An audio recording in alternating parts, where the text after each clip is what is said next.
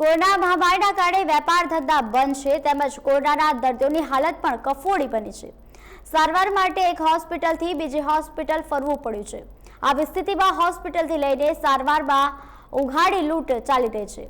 હાલમાં સોશિયલ મીડિયામાં એક વિડીયો વાયરલ થયો છે જેમાં એક વ્યક્તિ આક્ષેપ કરી રહ્યો છે કે 3 કિલોમીટર દૂર હોસ્પિટલમાં કોરોના દર્દીને શિફ્ટ કરવા માટે ખાનગી એમ્બ્યુલન્સે 11,000 રૂપિયા લીધા છે।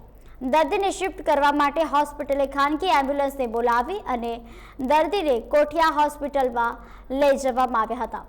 તો કાકડિયાથી કોઠિયા હોસ્પિટલ સુધીના 3 કિલોમીટરના અંતર માટે એમ્બ્યુલન્સ ચાલકે 11,000 રૂપિયા માંગ્યા। આ સાંભળીને પરિવારજનો પણ ચોંકી ગયા હતા। તેમણે કહ્યું હતું કે આટલા બધા રૂપિયા થોડા હોય તો એમ્બ્યુલન્સના ડ્રાઈવરે કહ્યું કે અમે આટલો જ ચાર્જ કરીએ છીએ। આ રીતે ઉઘાડી લૂંટ જોઈને જનકભાઈ અને તેમની પત્નીએ વિડીયો બનાવ્યો અને સોશિયલ મીડિયા પર વાયરલ કર્યો છે।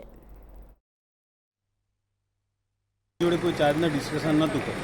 1 થી 1.5 કિલોમીટરના અંતરે જે કોઠિયાનું એડ્રેસ હતું ત્યાં અમને એમ્બ્યુલન્સવાળો મારા બાને મૂકવા આવ્યો, વેન્ટિલેટર ઉપર હતા। તો ત્યાં ગયા પછી એમણે અમારી પાસે 11,000 રૂપિયા માંગ્યા। તો મેં એમને 11,000 રૂપિયા આપ્યા।